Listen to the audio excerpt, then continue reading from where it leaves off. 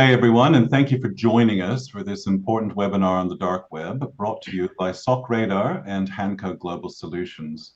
And welcome to our audience. We note that we have some large corporate names today, so we certainly appreciate your attendance for everyone. I'm David Shepard, and I will be your moderator for today's session. It's a beautiful autumn day here in Bucharest, where Hanco bases the lion's share of our monitoring and operations for our Hanco Shield service. As home of the European Union Cybersecurity Center, the new hub for the national coordination centers across Europe, we agreed that the AU with the EU that Romania has the talent and the right climate for cybersecurity operations. Alrighty, you've probably all seen the agenda. We have a good agenda lined up for you, and we're joined by four very competent panelists, each a true expert in their field. Today, we're going to cover understanding threats, day-to-day vulnerabilities, how to uncover threats, threat intelligence, and what comes after monitoring, and perhaps the most important part, solutions, which is our family name here at Hanco Global Solutions. After we get to know our panelists, we will have a Q&A session. So as you get to know our panelists and their areas of expertise, please feel free to submit your questions throughout the session. We will try to address as many as possible during the Q&A. And after the Q&A, please do not miss our full demonstration of SOC Radar platform. It will be worth the wait, I promise. Goresh, who you see on your screen, is our director for Hanco. He will be monitoring and responding throughout this first part of our webinar. Please highlight a name of who you want the question to go to if you are submitting a question for our Q&A session. Now, we have definitely lucked out with our four panelists today, who without a doubt have substantial breadths of knowledge about our theme today, of the dark web, from threats to some illuminating real-world experience. Now, just a note, and I do need to underscore this point, while our panelists are indeed in senior posts at their respective organizations, they are talking with us here today about their personal experiences and their professional knowledge. So please note that their opinions are not necessarily those of their respective organizations. On our panel today, we are pleased that Mike Almond kindly accepted our invitation. Hello, Mike. Mike is head of IT security at Connells Group and ably oversees cybersecurity operations there, roundly lauded by his colleagues, I must say, as having a supreme technical competency with an understanding of business objectives. Mike has explored dark web dilemmas at length from policy and legal perspectives to company-wide incident management. Really, for our next panelists, I'd like to say that perspective is by far the most prevalent quality of our next panelist, Harshad Campbell. Our technology chief here at Hanco, Harshad has a fascinating and impressively long background with IT, both across the globe and from consulting within the UK's top listed company. I'll speak from firsthand knowledge here. Harshad's colleague, just say, Harshad will know when we have that curly cybersecurity. Now, Vince Bixby is the leading IT systems lead at Thornton IP, a true soldier in the trenches, running a sprawling infrastructure and combating the daily cybersecurity challenges which confront such an admittedly high-value target organization. As the first responder, when the threat actor knocks at their door, Vince has indeed been through the wars. Welcome. Thank you. To round out our panel, we have certainly hit the jackpot here with today's dark web topic.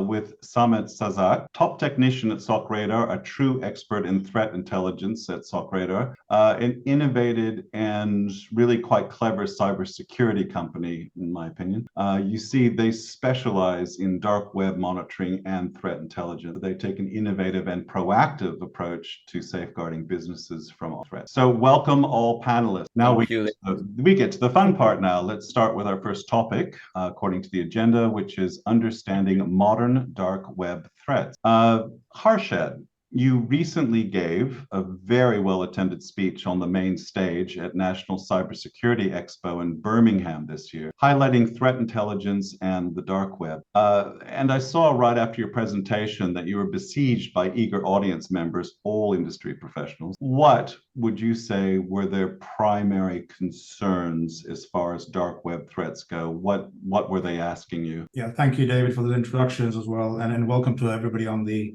webinar.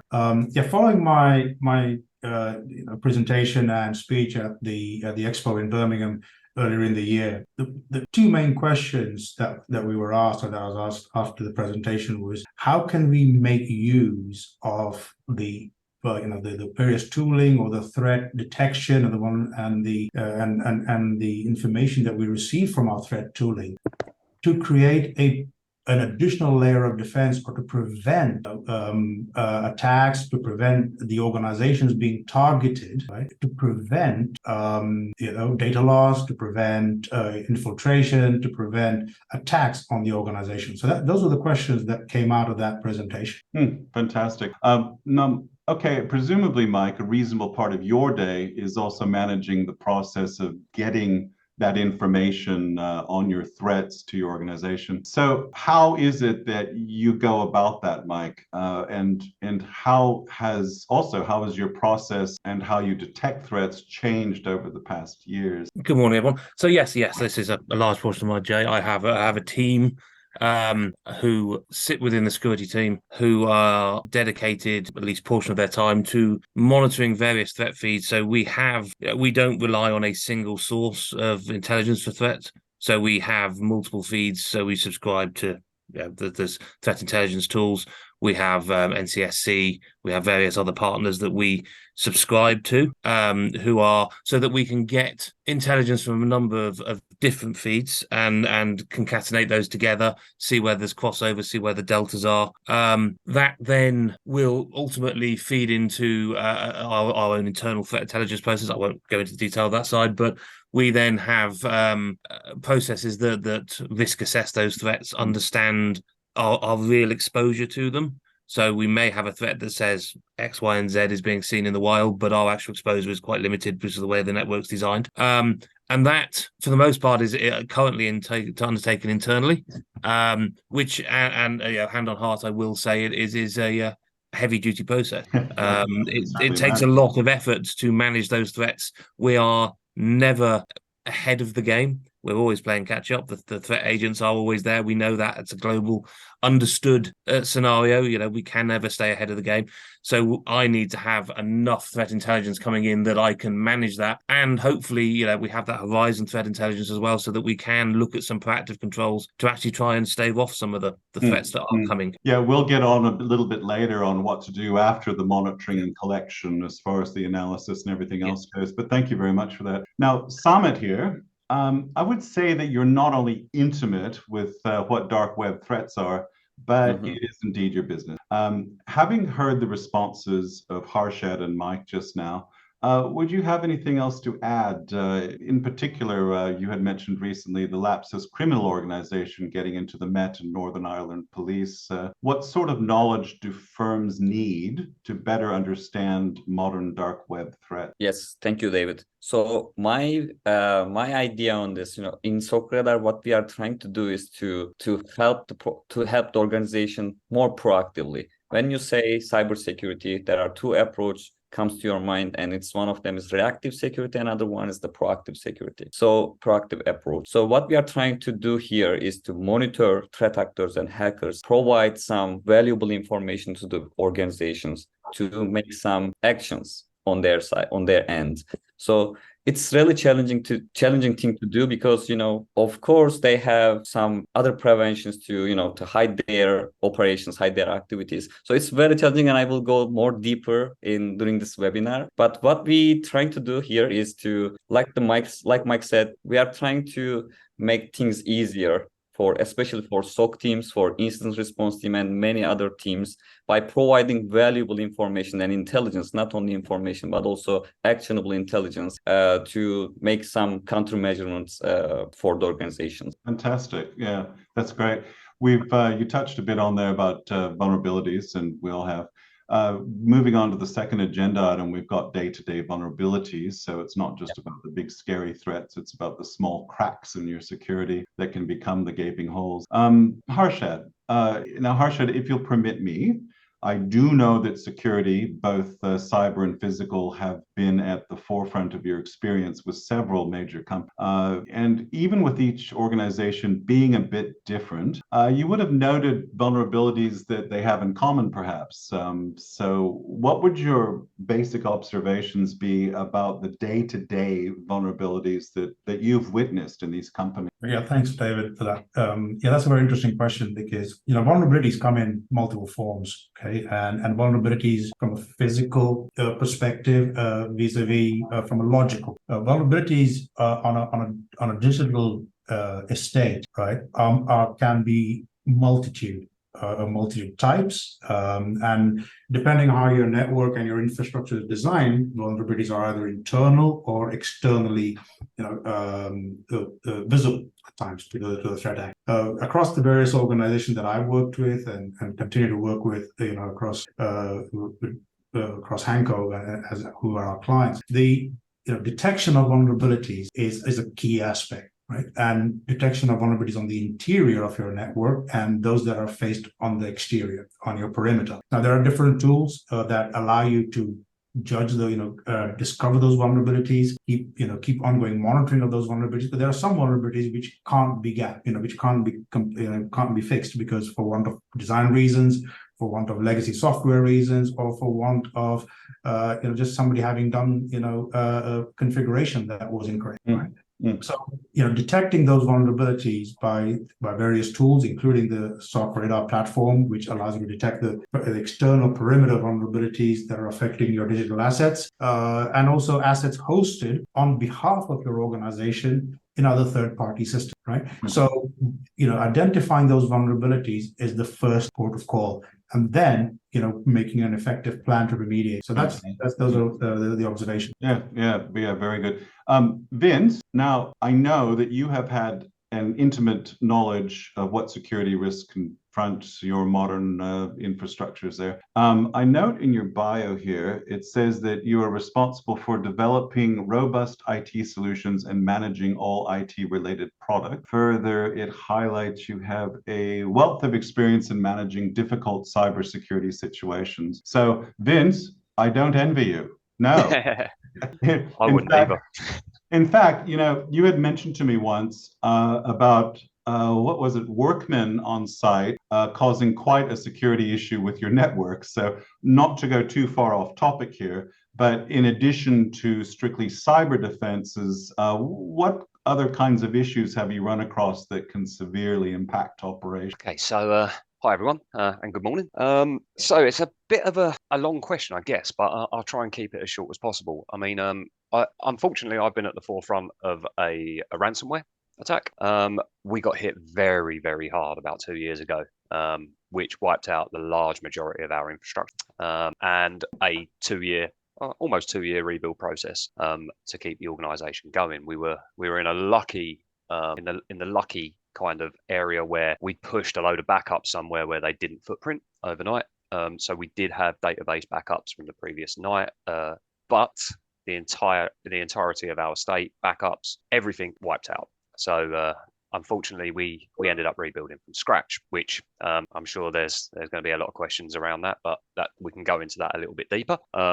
More recently, we have a shared building as well, and the shared building has a shared kind of comms room area, and we had some guys just go in and remove our kit, straight up remove it. Firewalls, switches, you name it, all just lifted and off they went. So we were getting calls during the day. Why is stuff going down in the office?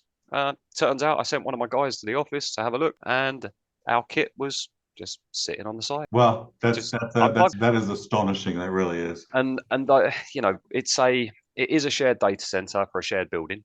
So there are probably 20 IT managers plus building managers that have access, and they mistook it for their own kit, even though it was labeled, set aside in our part of the rack. Not much you can do about that. But there's just some of the kind of little, absolutely. Even when you think you're secure, someone can just roll in there and remove your kit. If they would. Fair enough. Yeah, thanks for that, mate. Samit, turning to you now. I cannot personally think of anyone that has seen the entire panoply of what day-to-day threat actually look like. You talk about intimate with it. But we've you know, we all have our panels with alerts and malicious activities at the forefront of our defenses. But what are those? We're talking about day-to-day vulnerabilities that can bring down an organization. And second part, how can we best avoid being an easy target? Yes. So let's talk about this couple of minutes, David. So the problem here, I also bring some statistic about it, and there's something in cybersecurity we need to fix. There are a lot of people working in this industry, and now Verizon shooted out something a couple of months ago, saying that they investigated more than 5,000 data breaches, and they always, for every year they create a report for it. So in that report, if you look at it, I love reading that report. They say very simple things. Now they investigated more than 5,000 data breaches, and the most three common data breach pattern is system intrusion, basic web application attacks, and social engineering. We need to focus these three patterns. And when you look more deeper, you will see you have some web applications. In every organization, we have web applications. We have people, so we have accounts, emails, credentials. So these people love to find this kind of stuff. They just focus simple things and they hack our organization by using these three patterns. So if we want to protect our organizations, then we need to focus these three patterns. So you may say, okay, we are investing a lot of things in cybersecurity. We buy products, we have SIEM solution, we have SOAR solution, we have firewalls, we have next generation things, but we still have one compromised account and we will be ransomed, we will be hit. And this is the problem that we need to focus. And it's not just enough to monitor some things, just hiring people. We need to do this continuously every time. This is where also threat intelligence comes into the scene, because we are trying to be proactive like them. They know you will have some vulnerabilities in those applications. I will mention a couple of other vulnerabilities like MoveIt and some recent big vulnerabilities. So let's focus MoveIt for a minute. And what we understand from MoveIt, there are some big ransomware groups like Clop. It involves with the MoveIt vulnerability. So when you focus MoveIt, you will understand they are focusing one simple software to share some. It's a secure file sharing platform. They focus that. They find a vulnerability and then they can hack thousands of companies. This is what they do. And we are using our infrastructure is a little bit complicated right now. And we use cloud, we have servers, we have different kind of applications. It's a challenge. It's a very challenging environment to monitor right now. Every day it's getting more complicated. So we need to make things that are more simpler. And by focusing these three patterns, by using the right approaches, then we will probably protect our organization better. Maybe. Fingers crossed. Yes. Yeah, that's an excellent overview of the vulnerabilities. And probably Mike and Vince can give more insights about these day-to-day problems. Yeah. I've been kind of wondering, because I think I read in Mike's bio that he likes to go walking the two dogs with his wife. And I just get curious, Mike, when you're out on those walks, what are those day-to-day vulnerabilities that you have in the back of your mind? Without divulging specifics, of course, but what would those little cracks be in your security position? From an organization, just talking generics of 15,000 people, most of whom are there to sell houses, etc., etc. Security is not at their forefront of their mind. So coming to what Samit said, one of our biggest vulnerability vectors, no matter what technical controls we deploy, are the human interface. Yes. We have moving towards zero trust model, we have MFA, we have all the other technical controls. The weak point from our organization, and the most part, is always the people. And I will always say that's the weakest part in most organizations. As soon as you have connected to the internet, that's the attack vector, because it's the simplest vector for threat agents to attack. Phishing emails, smishing emails. People, it's a high pressure role most people are in the day-to-day. Get the job done. They see an email, they click a link, the thought process isn't there. They don't stop and think, is this valid? Should I be looking at this? And that as somebody says, then exposes credentials. Once they've got that, network access is actually relatively simple. Your biggest issue then from a security viewpoint is how quickly we can detect that that's happened. And as I say, I have many layers of technical controls in place, but ultimately the biggest area that I spend time thinking about is how we can limit that human exposure. That is vulnerability writ large, isn't it? Yeah, very much so. Yeah. All right, we've covered the vulnerabilities now, and now we're getting on to our favorite subject, covering threats and how to. Just to underscore how important that dark web threats can be, I want to turn back to Vince for a moment. You had touched on the fact that you had a ransomware attack, and now that we're talking about uncovering the threats here, as a frontline technician, you get the first knock on the door, so to speak, when a serious threat arises. And about that attack, that was quite a way to uncover a threat, I must say. What were your experiences with that? And also, how has your threat management changed after that? An interesting one. So you think that getting hit with ransomware, that we weren't spending big on security, right? You'd think that. No. But actually, we had what were considered, or probably still considered, the premier security solution at the time. We had a on-prem piece of kit, AI, the works, and we were paying a considerable amount of money for it. One of the big issues that we saw was, and up until that point where, when you're attacked, you start thinking about how you might do it different. So up until that point, we had a team looking at it, not internally but externally. And the biggest issue that we seemed to have was getting our way through the literal thousands of false positives every day. We would have so much to go through and to try and work out, well, is this a real threat, or is this just something, and our partner at the time, I'm not going to say any specific names because I don't think that's really relevant to the conversation. But yeah, our partner at the time, we just didn't respond quick. We didn't hit it quick enough. We found it too late. By the time that we found it, our network was a complete mess. We couldn't get into anything. Everything was down. Servers completely wiped. So during the rebuild, what we decided to do is we reached out to a lot of different experts. We had data exfiltration to the tune of around 600 gig on a 50 terabyte or thereabout state. So not a huge amount, and it was old data. So it was fairly okay. But again, we still had to reach out to clients and let them all know. And it is a process. It's a process. That is quite the tale, Vince. I'm sorry that you had to go through that, but it certainly does underscore, threats are. Absolutely. But I mean, when we were rebuilding, we did reach out to a lot of different security people. And we decided, to pit what we had against what was out there and really get an idea of, okay, so if we do release a threat into our environment, what happens? So we started actively releasing known threats into our environments with different vendors, and we wanted to see how they worked it. So we would ask them to put their stuff in place, like a demo, and then we would start releasing our own active threats and see how quick they picked it up, how quick they stopped it, how quick they could stop that data exfiltration. And then that was how we kind of worked out who we were going to pick going forward, because obviously the vendor that we had in place, we couldn't continue with them. We were paying them a vast sum of money every year for what we got hit really hard, and they basically washed their hands of it pretty quickly. They were like, not really our fault. Wow. Well, I'm glad you did find somebody in the end to help cover your bases there. That's fantastic. I would definitely recommend if anyone is looking to a vendor, do that. Release your own threats. See what happens. See how their software works. See how the AI or whatever it is they shuts down. See how the endpoint shutdown works. And you know what? If it doesn't respond, use them. Harsha, did you have something to add there?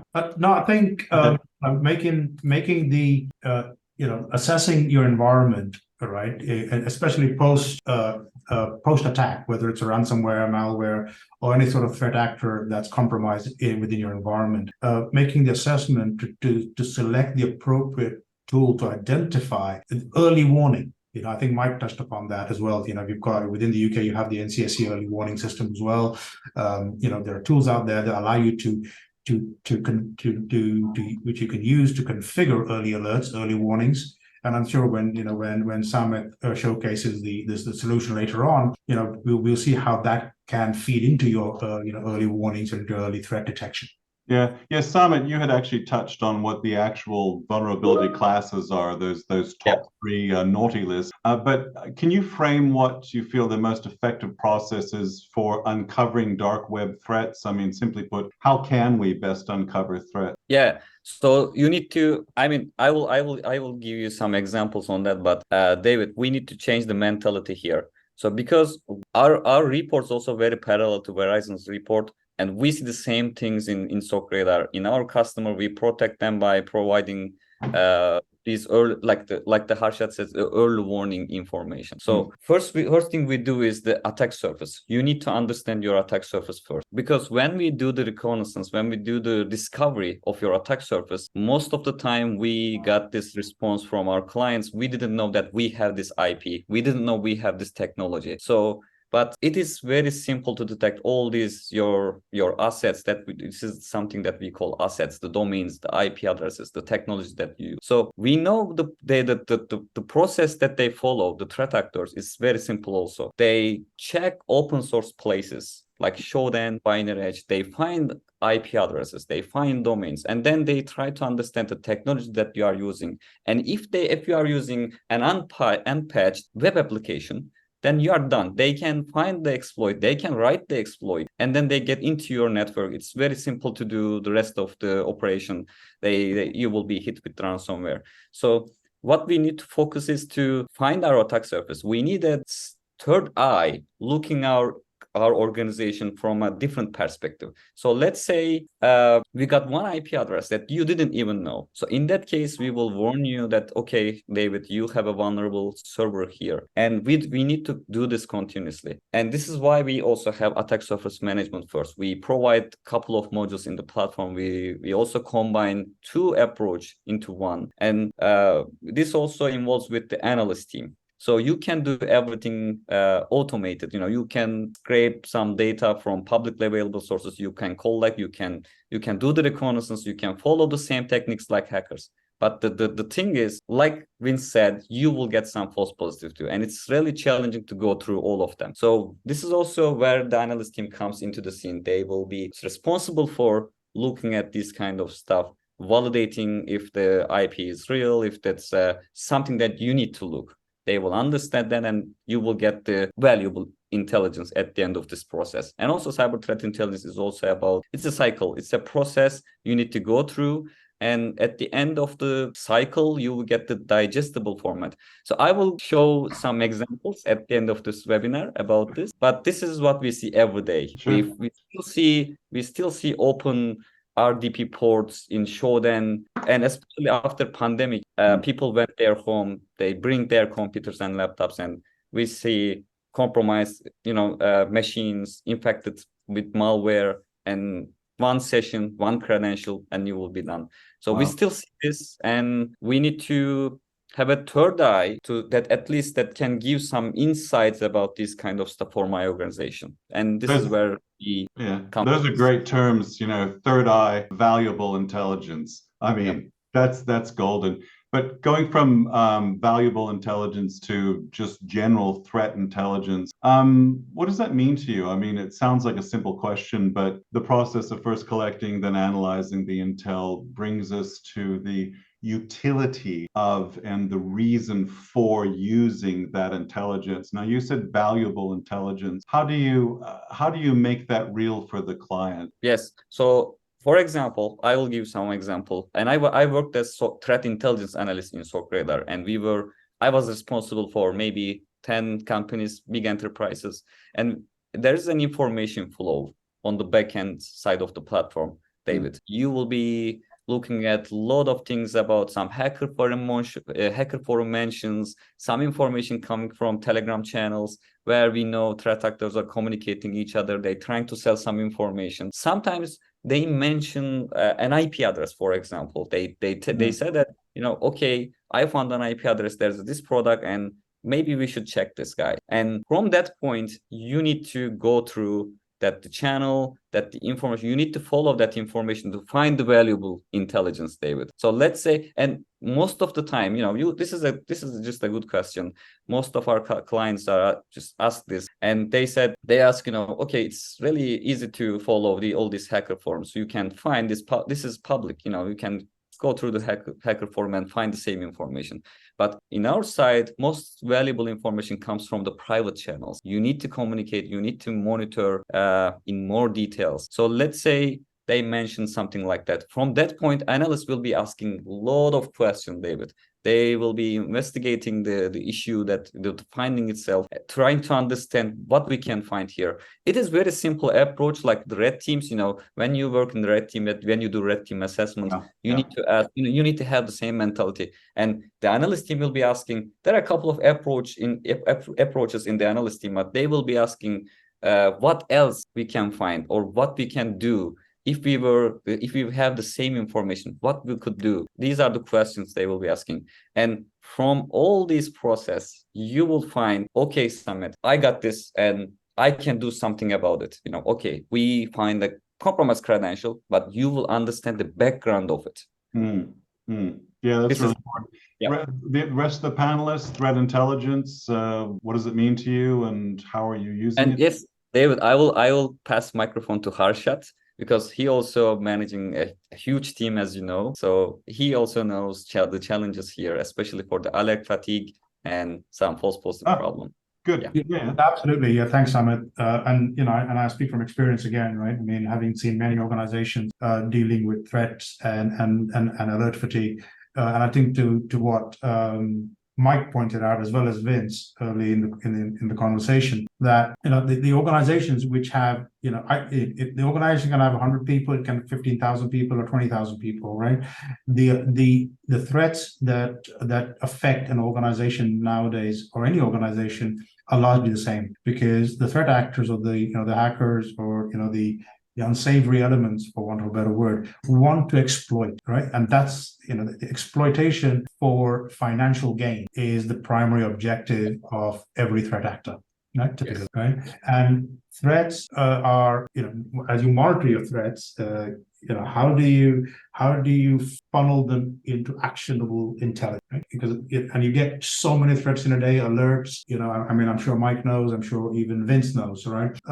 That on any given day, you'll have thousands of alerts. I'll give you an example. Recently, during at the time of the Ukraine conflict escalation, which began many months ago, we saw a sudden rise in the number of threats and alerts. Okay, and giving an example on our own perimeter firewall, the amount of alerts being generated from these threat actors in these specific locations, utilizing the conflict to target organizations, went up 400%. So we would have X number of alerts coming into our perimeter firewall in a day.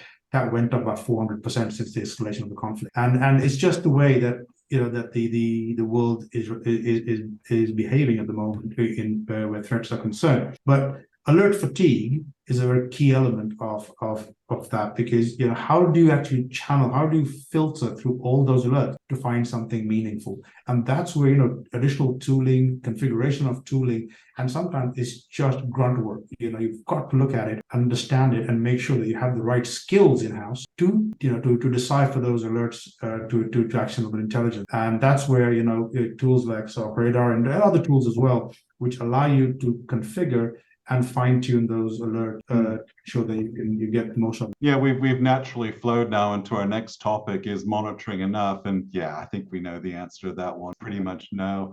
So when we're getting from the monitoring, collecting side onto the analyze, respond side of things, I'll just throw this open and say that what in addition to base monitoring, what are the best strategies for managing and responding to the threats we all face? What is that? What does that look like? What is it for you? Mike, would you have a thought on that? Yeah, certainly. So yeah, as I agree, monitoring isn't enough. I mean, you ultimately need to have a strategy defined around how you manage threats, how you manage vulnerabilities, and that is a strategy that covers all levels of the organization. So you need to be in a position where you have that interface up to the senior resources, exco, etc., such that in the event of something, you know, like Vince has seen, you're getting that intelligence coming through.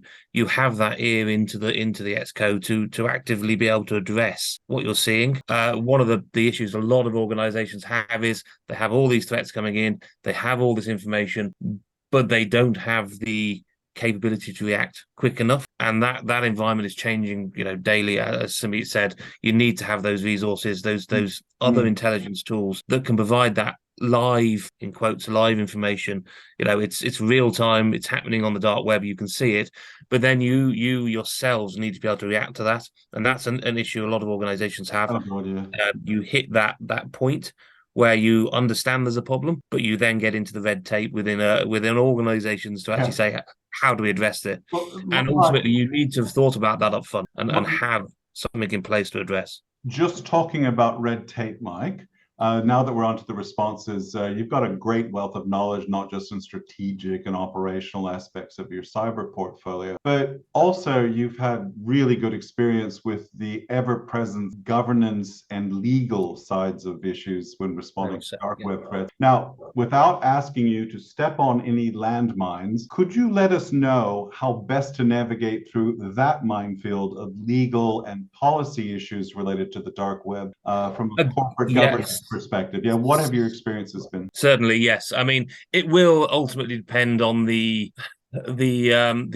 individual organization and their personal ethics. Ultimately, a lot of organizations, you know, when a ransomware attack, when something happens, police, government bodies will say do not fund, and a lot of legal organizations, you know, the legal teams in large organizations will often say, ours are no different, we do not fund cybercrime. So in the event of a dark web threat, we will not pay to gather that information. That very much, you know, I'm then working with one hand tied behind my back, but ultimately I have to sit within the organizational ethic position and manage around that. It's not something I've come across, but something we discussed the other day. One thing I've never seen in real life, and Vince may be able to talk different about this, is what happens in the real event of that happening. At the point of, yes, we have an ethical position, but our MTD is not going to get met. We are, you know, we've got 6 weeks and then we're not going to be financially viable anymore. I have seen and read many cases of companies will then pay those fees, pay those ransomwares. You still run the risk that they may still have the data, they may still sell the data, but ultimately you, in the end, need to do what you need to do to save your organization and keep it as an ongoing concern. And at times that may mean bending your ethics. And in those sorts of scenarios, it then is having, you know, very blunt conversations with ExCo, with CEOs on this is the position. If we don't do this, you know, you may not have an organization in you know, a month's time. If we do this, you know, these are the potentials. It may not fix things, but at least it gets our business going again. For our organization, we have a very much position on we do not fund. But and I've not come across anything that's delted from that from the scenarios we've had to date. But in the event that something happened, I could see, and I have seen many organizations that will bend their ethical position because they have to. You know, it's all well and good police saying don't do this. It's funding cybercrime, but you have people to, you know, salaries to pay. You have people's livelihoods in your hands that ultimately you may have to do something that you don't agree with. Yeah, that is the deep end of response, indeed.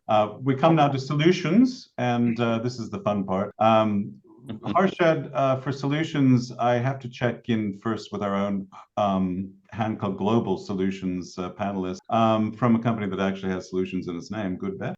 Yes, Harshad, you're definitely well placed for this part of the webinar. So if you could please give us an overview of what are the latest types or categories of monitoring solutions that you recommend, that we recommend, and how can those fit into sort of a holistic solution for clients? Yeah, thanks for that, Dave. Yeah, so I mean, like I think Vince touched upon this as well, right? So selecting the right solution is a key element of your strategy. There are several solutions out there, right? But in terms of categories of solutions, having a more effective SIEM solution, right, which is your security incident and event management monitoring application that indicates to you the various going ons in your environment, in your infrastructure. That is certainly an element of as what we call Hanco Cyber Shield that we want to enforce. And there's a thought process which many organizations think that SIEM solution is too big to implement for a small organization. I'd like to counter that because SIEM solutions can be catered to meet the demands of the most smallest of organizations to the largest, depending on how they're configured. But along with SIEM solution, you look at additional environments like your managed detection and response, right? So and understanding what's happening at your user device level or your server level when users are using those devices. And that's where your typical infiltration of malware or your viruses, etc., as an attack vector comes in from. So, trapping those before they execute, trapping those before they happen. So your MDR solution, your SIEM solution, and of course your processes and policies. No tooling is effective if you don't have the process and the policies and the education of the user. Periodic phishing simulation. Understanding how threat actors are targeting your organization. So with all those, and of course, somewhere if you've got a tool like SOC Radar or some threat intelligence and a dark web monitoring tool, which we deploy, that feeds into all three elements. Because it allows you to detect your vulnerabilities, it allows you to detect what's being discussed about your organization on the dark web. And whenever there is a breach or whenever there is a credential leak, etc., or a typical vulnerability that's been flagged that's affecting your organization, that's where you start your remediation process. So you really do have to cobble together the various categories to one strategy or one tactic is not enough. The hackers and the threat actors are well ahead of us. All right, Goresh, how are we going on the Q&A? Have people been getting questions in? No, not yet. But okay, I'd like to encourage everybody to do so, please. The Q&A button's down there at the bottom of the Zoom window. If you've heard something you'd like more clarification from anybody, please, participants, just go ahead and pop that question through. Just while we're waiting for some to come in, and we're coming up on the SOC Radar demo as well next, I'm just going to throw the cat amongst the pigeons here and ask our panelists for their respective thoughts on artificial intelligence and its role in monitoring solutions. I personally have seen the pros and cons of using AI in the analysis stage of threat assessment. I guess my takeaway is that, yeah, it's useful, but you need qualified analysts to review the AI-generated content, of course.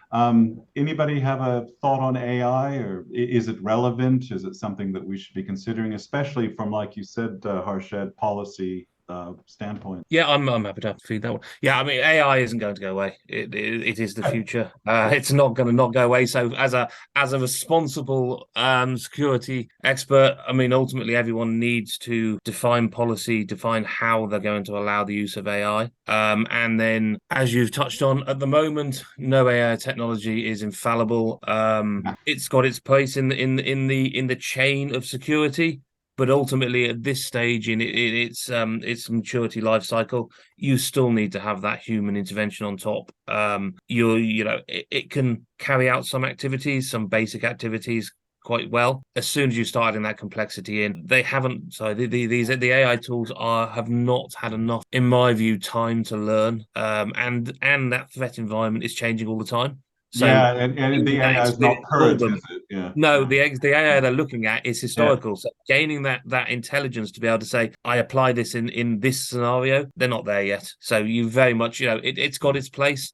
It's not mature enough yet, though, to be as far as I'm concerned, a core aspect of your intelligence. But it is an aspect. I'll bet you somebody is sitting on that AI that is current and knows about all the threat. Yeah, and they'll be developing all the tools as well to try that they will try and sell us to address that AI. Well, we'll find out about it in about 3 years when they commercialize the whole thing. Yeah, exactly. Yeah, definitely. David, I would like to add Yeah, Well, I I was would just like. going to turn to you. Let's see this SOC Okay. radar thing too. Yes. So what we do with AI is something else, but I would like to add my idea on AI here. So we are using a lot of tools, right? I will give an example by it's all about the antiviruses. So the traditional antiviruses. 5 years ago, these antiviruses are doing something rule-based. If they see something, Footprints and all that. footprints, a file hash or something like that, you will be notified, you will prevent the problem. But now we see EDRs, next generation, antiviruses, next generation endpoint detection. And what we are seeing here, still, some threat actors are able to bypass all these protections. So now we have AI-powered tools. Now we can get more with these tools, right? But still we see the problems with AI in cybersecurity. I saw a lot of examples. One single word change can, and then you can bypass the solution. If it's not phrased correctly, you're not going to get the right answer, and that's dangerous. It seems like I'm the bad guy. It seems like I'm the bad guy here, but of course it helps to the fix, to go collect many information, to extract some information, and so on. But what we do with AI in SOC Radar is something else. So I mentioned the analyst team. So that the AI is also about some learning algorithms. The algorithm itself is learning from the analyst behavior, and it also helps to the analysts how to act, how to think. And this is the AI part of SOC Radar, and I will be showing really good examples of that. Along those lines, EO has actually asked a question here. Yes. And maybe this is for Harshed, but when you've got all these different platforms, for example, or even if it's just one platform, how can the team best consolidate its reporting for senior management to give them the C-suite overview, the thing that they need to latch onto and understand? Anybody? Singular technologies, if they're capable of giving you the adequate reporting, and I'm sure Mike and Vince have their own views. Singular technologies creating reports, because reports can only to senior management are for two reasons typically. One is to tell them that we've got something terribly wrong, or two, to say that everything's okay and there's nothing wrong. There's only two. It's binary. Right. Most of the times, these reports will only highlight, these reporting solutions, or these solutions will highlight what's really wrong, right? And how do you collate that information and make it meaningful? Because the upside to reporting vulnerabilities, reporting issues within your environment is to seek more funding to secure your environment, right? There's some crazy statistics out there at the moment that we don't spend enough on cybersecurity in any organization by any means. But given the fact that really the news that should be going upstairs is always going to be in the gray zone, and it's not really a binary thing, how can that be managed in some way that I suppose you could color code things, but how does that come together for the consumers, the decision makers of the various threat intelligence that comes in? I'm sure every organization does this, as they do it. But optimally speaking, what should that look like? Mike, do you want to have a go at that one? In your fantasy world, Mike, what does that report do? And ultimately, it's the fantasy answer, and the perfect answer is ultimately that tooling is providing, or whatever tooling is providing you MI metrics, reporting data that is in a language that board members will understand. And that is one of the problems that a lot of the tools have. They give you technical information, they will show you vulnerability graphs, they will show you this, they will show you that, but they don't go to that level of nuanced level of this is the information a board member will understand. If I sit in front of a senior exec and start talking vulnerabilities and MFAs and everything, their eyes will start glazing over. And that from my viewpoint, that perfect world of reporting will give you ultimately explain that technical information in layman's terms. And so that is something that the communications layer there may be lacking or missing. Not quite there yet in any tool. And I always have to take that data, interpret it myself into a layer, apply that layer on top that they will understand. And it's a very, very difficult thing to do. I when I put board packs together, slide packs, I go through 10, 15 iterations of reviews to the point where even I sit there and say things that someone else will look at and say, I don't understand that. That if I don't understand that, they won't understand that. And it's not necessarily, in my view, the solutions provider's responsibility to do that. Ultimately, they need to provide the information. If they could perfectly well do it in that format, then fine. But again, it's the same as with anything. It needs that human eye on it anyway. It's they will provide a set of data ultimately. It is up to, and it really is the local organization's responsibility to present that data in the way that for their organization, the board and so forth expect it to be presented. Well, I'll tell you, on behalf of Hanco, we thoroughly agree with you. There does have to be that middle layer that's effectively communicating with the people who matter on the user. Now, Daniel had asked that he works with a few companies that utilize M365 and their security software is Windows Defender. Is there a preference to segregate solutions to get a broader security stance? He's just thinking that Microsoft will all be hosted in the same area. And as Vince mentioned, his backups were not in the same footprint, which seemed like a positive, is it? So he's just wondering, how that would work. I mean, trying to segregate things out in such a way where if you do get hit on one aspect of your network, you can do your best to hide the other aspects. Always a positive, kind of segregating stuff out in such a way where we have a DMZ where data flows one way, and we have various other kind of little honeypot services where in theory you would hope that it's kind of visible enough that you're trying to pull the attack that way. Come here, have a look at this is great, you can attack it all day long, and we really don't care, because the way that it's segregated means that you can't push data back the other way. Things like that are great. I mean, Defender by itself, to go to the question, definitely isn't enough. It's a stack of tools. We use stacked tools, just as many as we can fit in that stack that fit within our budget, that work together to feed back into our SIEM.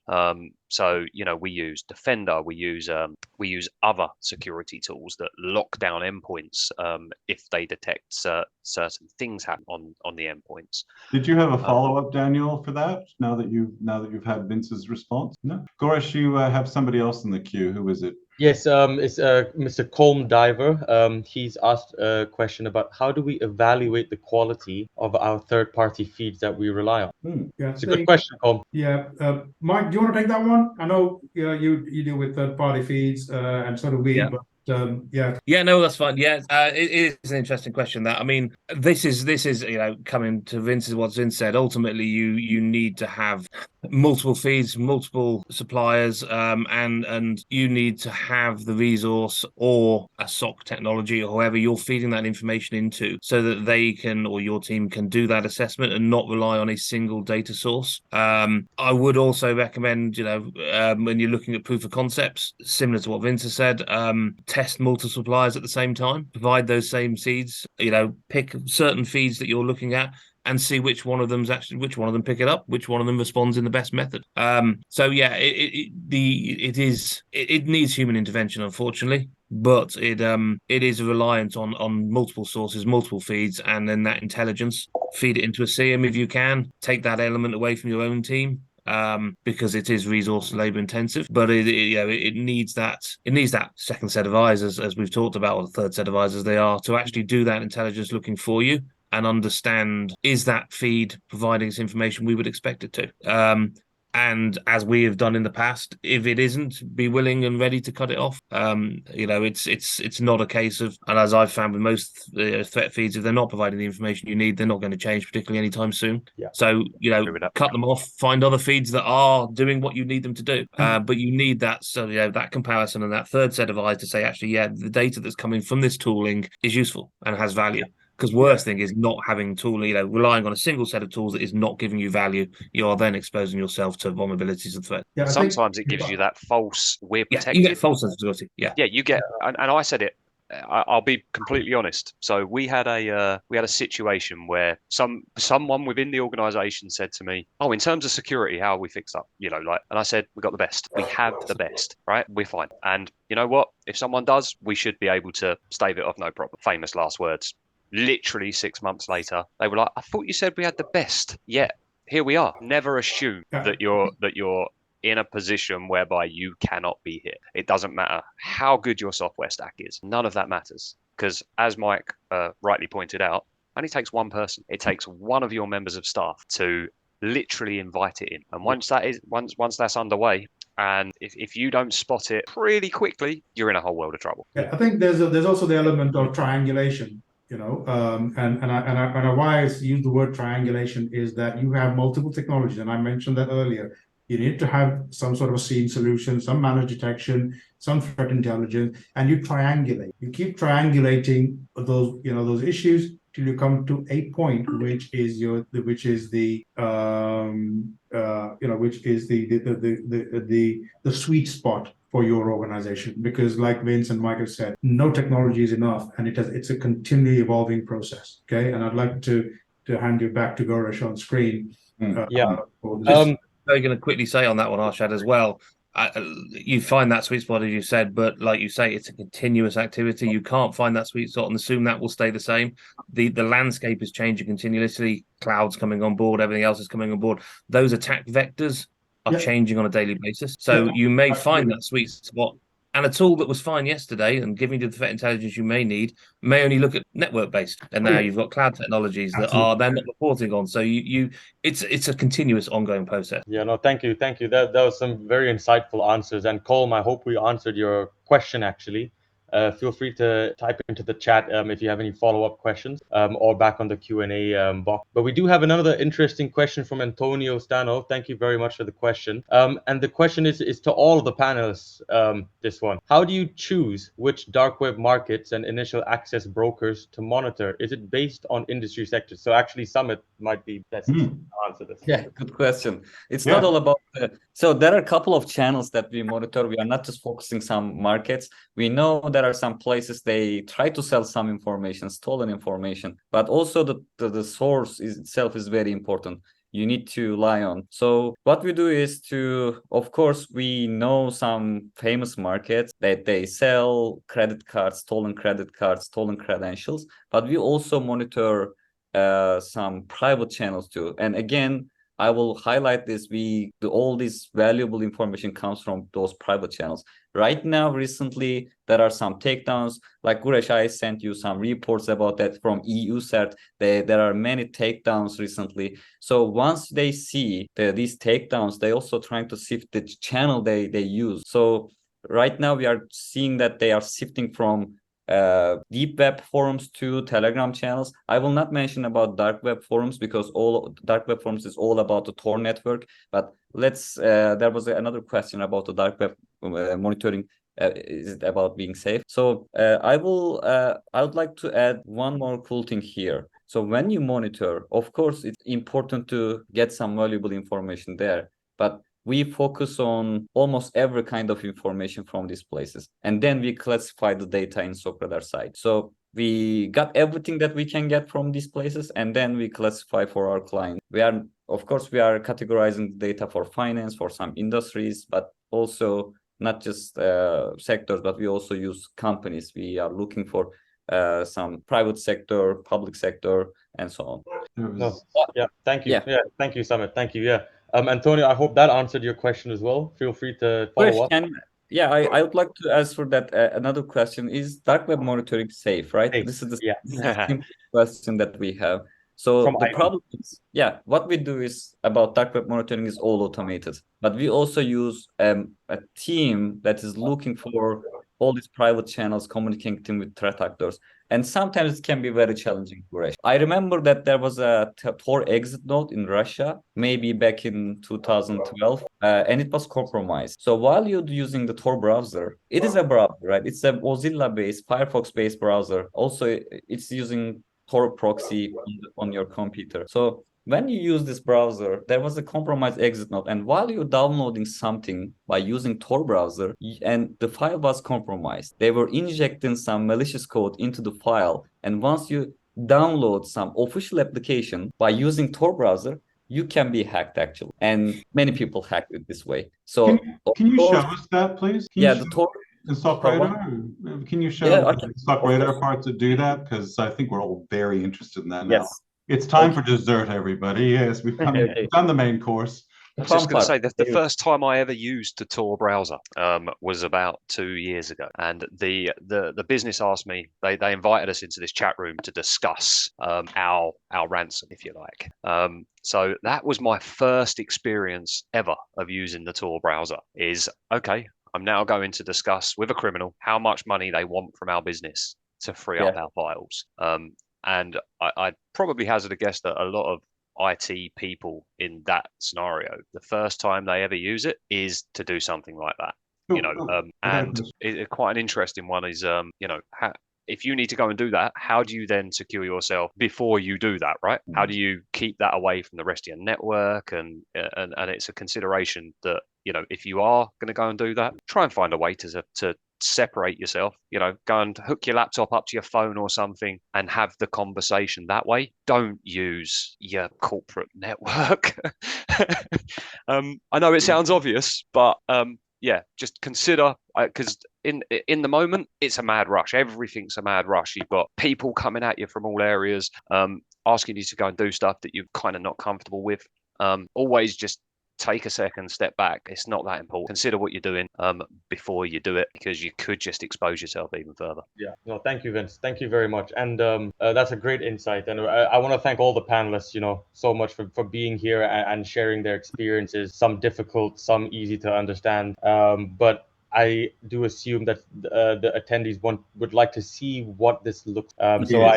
I really want to summit. The floor is yours. To the attendees, this is now the demo part of the webinar. So feel free to stick around. And I just wanted to make one quick note about the prizes. So there is a £100 Amazon gift card to be won and a free IT consultation from us at your office in the UK. Those winners will be announced after the webinar has been closed. You will get an email from us. Okay, great. Thank you.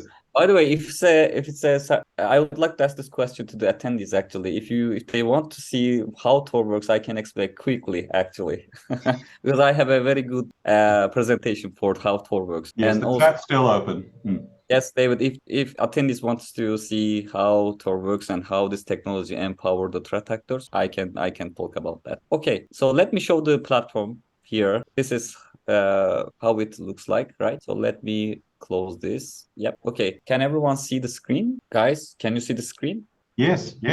Everyone can see. Perfect. So this is our platform, SOC Radar, and everything, as you can see, on the cloud. There's no on-prem installation. There's no on-prem solution here. So we do everything externally. And I will be talking about Green Animals Bank. It will take 15 minutes to show everything here. And this is the enterprise license which we have on the platform. So as you can see, we have attack surface management, digital risk protection, and cyber threat intelligence in one platform. And everything will be starting with the attack surface management. This is also, like I mentioned in this webinar, early in the webinar, we do the reconnaissance first. We are trying to understand your company here by going through the digital footprint process. So Green Animals Bank is just a demo account. It's just a fake company. But here, how we do it. So once we have your company's website, for Green Animals Bank, it is greenanimalsbank.com, and platform will put it in the platform, and platform will start discovering rest of your assets. Platform is trying to find relationship between assets. Here, some subdomains. We are starting with the main domain of your company, which is greenanimalsbank.com here.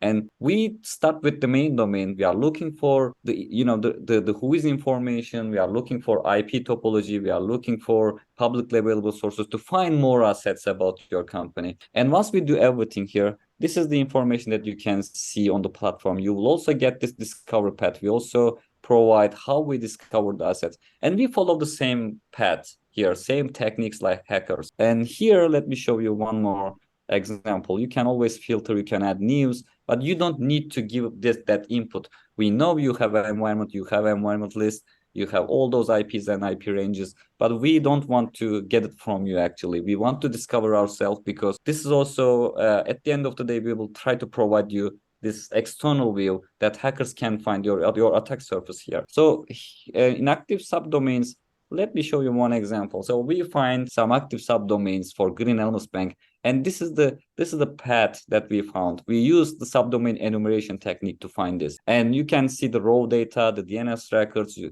every module that we have is doing different things on the platform, different checks for your assets. We are looking for DNS trackers. We are trying to understand if there's any misconfiguration, a vulnerable product, if there's anything that we can find in hacker forums about that subdomain and so on. So let me go back to digital footprint here. We are also looking for mobile applications, social media accounts, every piece of information that we can use in other two modules. We will be using every piece of information here to find something about you. So this is why attack surface management is very important for us. First, let's understand the company, then let's check something for you. And the second module is vulnerabilities. Of course, once we complete the process, we will try to find if there's any vulnerable product running on your asset. And this is the part we use two techniques here. The first one is passive scanning, which is looking for publicly available sources. If Shodan detected something for you, platform will bring that information here and it will enrich the data that we found, IP address, the vulnerability. Okay, there's the mitigation here.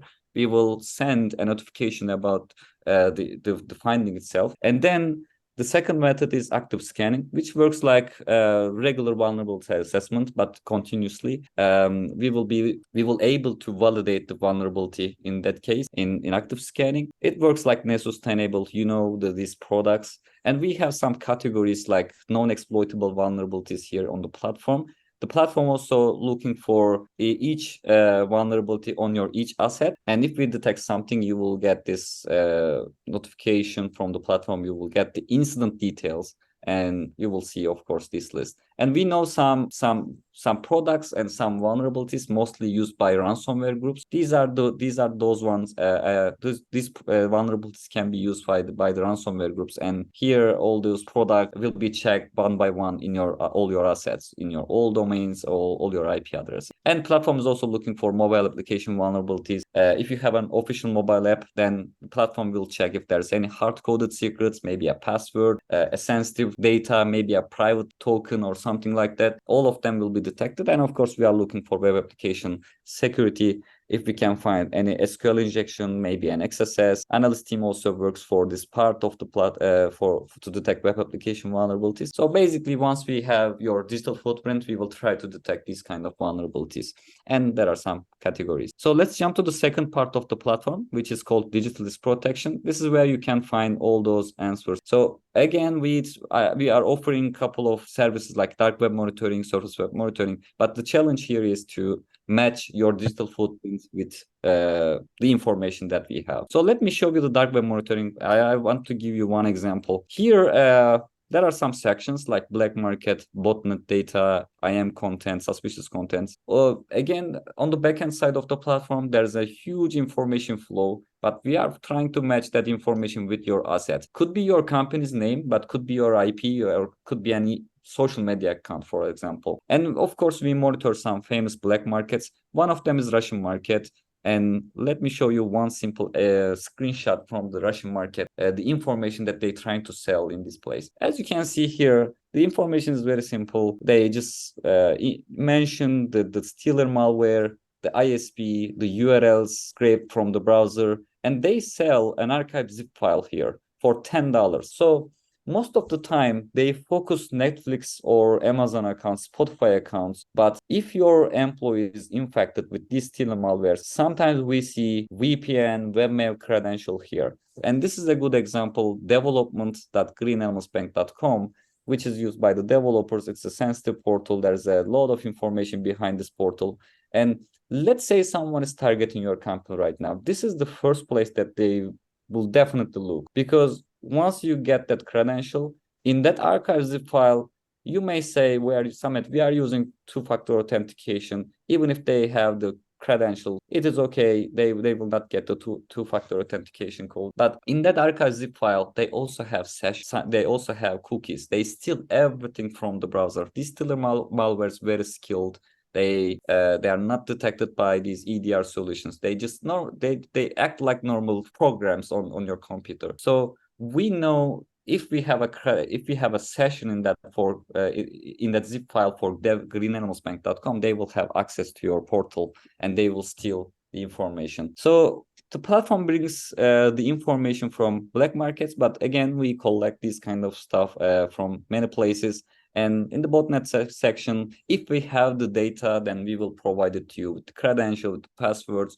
If it's an employee or client, we see a lot of client related information here. If you have like Mike said, if you have a portal right in your website and your clients can be exposed, of course, they are human too, and they can be infected with stealer malwares. Of course, they are trying to sell client information too. Once we see any kind of related data to your company, we will provide all the details to protect your clients, not just your employees, not just your organization. The damage, if you think about the damage for your brand, then you need to protect your clients. And this is the one of the use case that we have. So there are other sections that we protect, that we trying to find exposed credential for the employees with the corporate emails here. We are looking for Telegram channels, ICQ, mentions, especially if they say anything about your company, the platform will be triggered, the platform will collect that information, and then analyst team will try to validate what we found in those channels. There are some examples here about Green Anonymous Bank. They mentioned greenanonymousbank.com,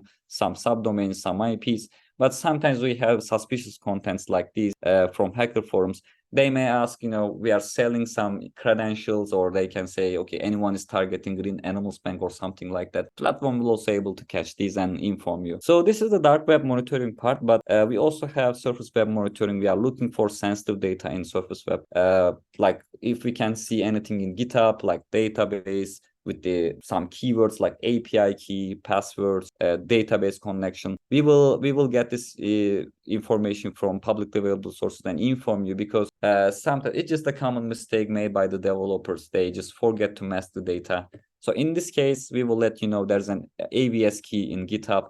You just forget, and the API itself can be abused by using this information. It's a valuable information for anyone. So we have brand protection, which is the coolest part of the platform. We are looking for phishing domains, type of squatted domains here.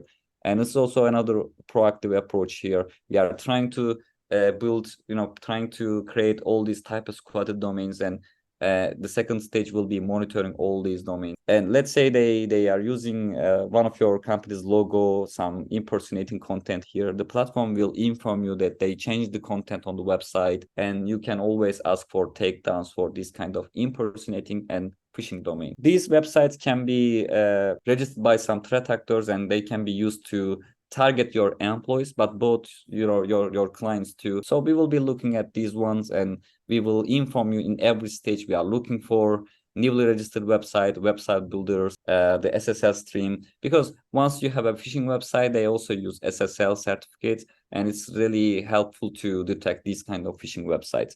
Once we have it, and you can use these credits to take down the website. It's a manual process that we follow.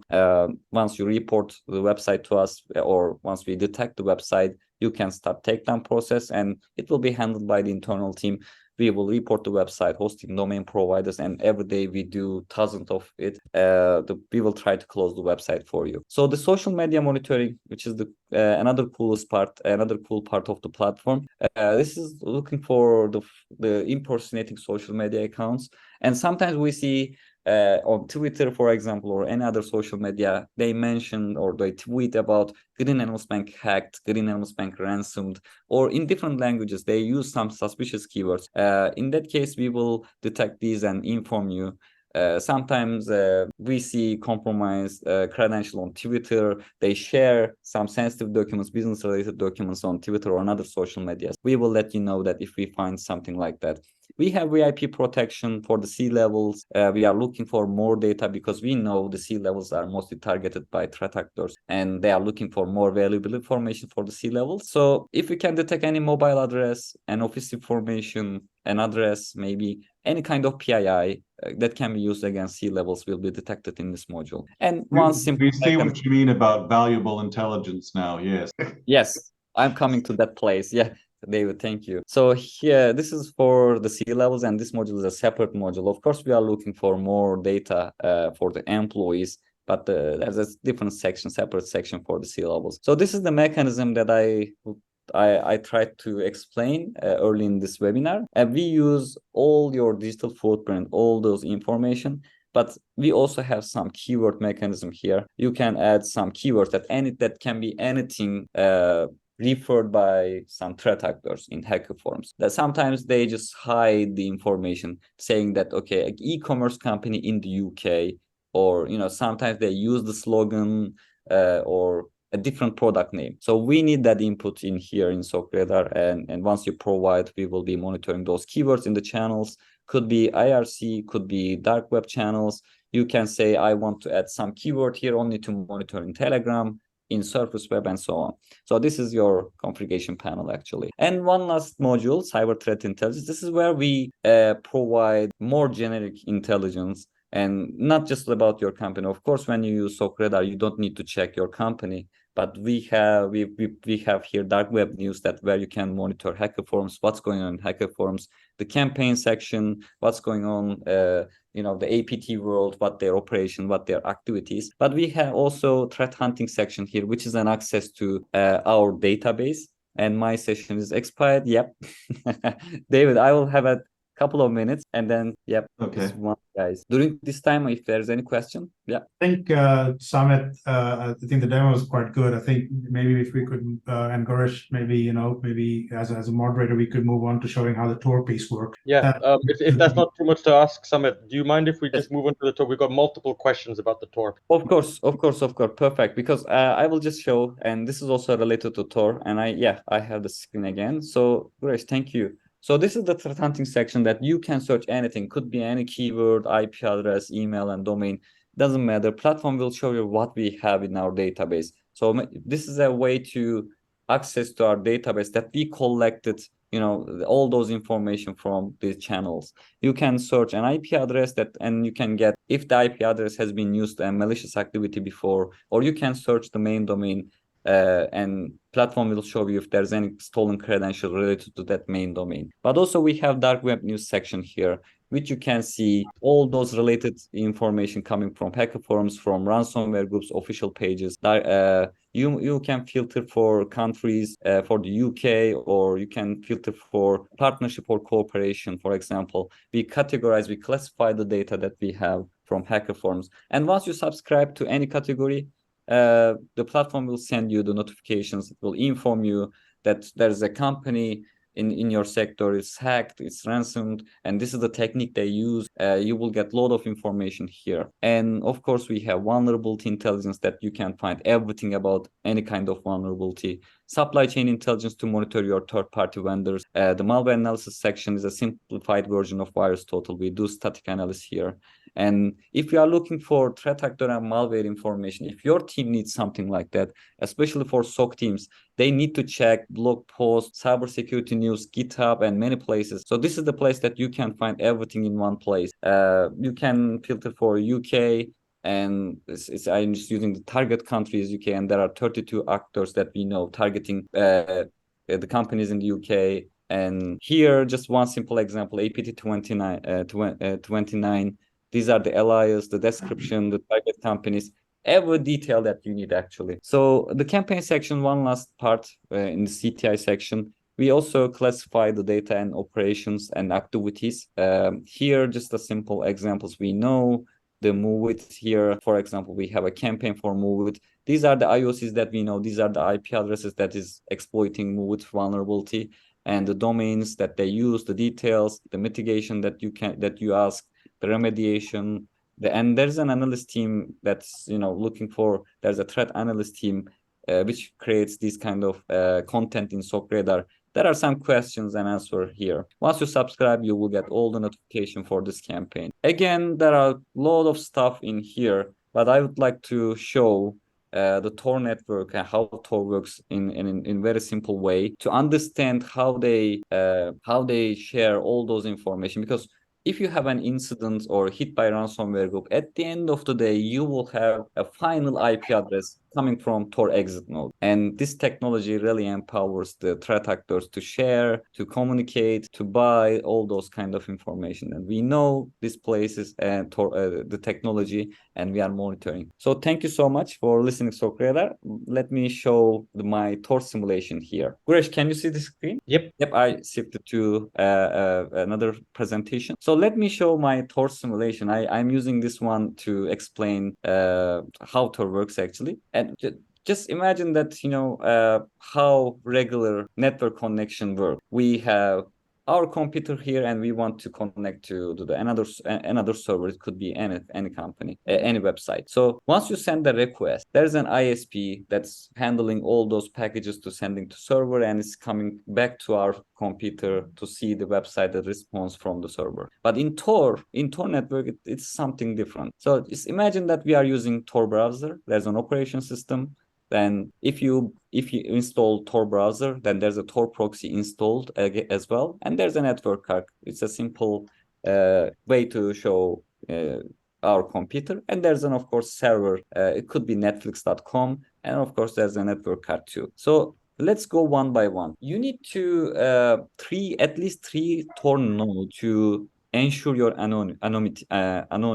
And when you use Tor browser to connect to any website, it can also be the Tor browser itself can use more than 100 nodes. We don't know the circuit that the Tor browser builds, but we need at least 3 nodes. And let's say we want to send a package to socradar.io by using 3 nodes. It will ensure our anonymity, and we will send our encrypted package to the socradar.io by using this path, by following this path. So first thing first, it encrypts the message. Just imagine that this white circle here is our message. It is our HTTP response. And then it will use 3 nodes. So it encrypts the message 3 times for each node. And the first thing it does is to send to entry node. So once the entry node get this message, it knows the origin of the data, right? But it doesn't know the message. It's encrypted, but it knows our computer or IP address. Its entry node is very important in Tor network. So let's see. This is like it's another illustration for Tor layers. This is the message, and 3 times encrypted message. It will be sending for each node, and each node will open each layer, decrypting by using the symmetric key. So we send it to the entry node right now, and 1 layer is opened, right? 1 layer is decrypted. And here now we have 2 more layer and the message, but we will be sending 2 other nodes. And there's a middle node here. So what middle node is? The information that comes from the entry node, but it doesn't know the origin of the data. He just know that the information is coming from entry node, and he will forward information to the exit node, or the 3rd node, or the 4th. This is the information that he knows. So anyone monitoring the middle node will not know anything about the message and the origin of the connection. So one more node to exit, actually. So in exit node, now every layer is decrypted. So it has the message, but we also encrypted the message. We are using, like the SSL. Let's imagine that we encrypted the message too. So basically, even if the exit node see our message, it will not be basically decrypting the data. So it will just send to the website, to the Netflix or socradar.io. And the socradar will also use the same path to all those nodes will use the same path to encrypt the message. And of course, Tor browser, in our browser, it encrypted to 3 times. So basically, it has all the keys to decrypt the data. So this is the path of how Tor works, and this is called Tor circuit. So basically, this in website hosting server side, you will get 1 exit node IP address, and this is what happens in our incidents. We see 1 last final IP address, and all those communication channel, all those websites, you will get an IP address that you cannot do anything about it. So this technology, this way to work is empowering all those threat actors and hackers. So thank you so much. If you have any question, I can answer. I tried to explain, but hopefully it's a very complex process. All those there's a cryptology empower this technology as well. And right now, the Tor browser works for providing anonymity and bypassing the censorship. But we know also threat actors and hackers using quite well. Yeah. Thank you. Yeah. That anonymity is key in browsing the dark web, because it's essentially you're logging into a blank space where Yes. there are other actors. Again, even if you are using Tor browser, you may think that you are anonymous, but it's just a browser. It's just a Firefox powered browser. and there's a proxy, so any kind of vulnerability can be exist. Yes, and I strongly encourage, so all the attendees, you'll see SOC Radar Free XTI has just popped up in the chat box. It's a free edition, freemium. It's in the name. Download it, check it out. You've seen how we've been discussing about these threats today. If you need help once downloading it or understanding how the product works, that's why Hanco's here. So yeah, feel free to download. If you have questions, you know who to reach out to. I will leave my email here for everyone too. Yes, Gorish at Hanco. Thank you so much. He's the contact guy. And look, thank you to all attendees. Thanks for sticking with us, for joining this webinar on the dark web, brought to you by SOC Radar and Hanco Global Solutions. The contact details for SOC Radar and us are both there in the chat right now. Do encourage your friends to attend our next webinar coming up soon. Next webinar, and we do have a roundtable talk planned actually. So we want people to actually come in person, where we can showcase, what we do in front of you. Absolutely. Thank you all. Thank you all. Yeah, thank you. Best of luck to our winner. Yes, best of luck to the winner. We'll let you know. Enjoy. Thank you all. Have good days. Thank you, Ivy. Thank you, Eo. Thank you, guys. Bye-bye.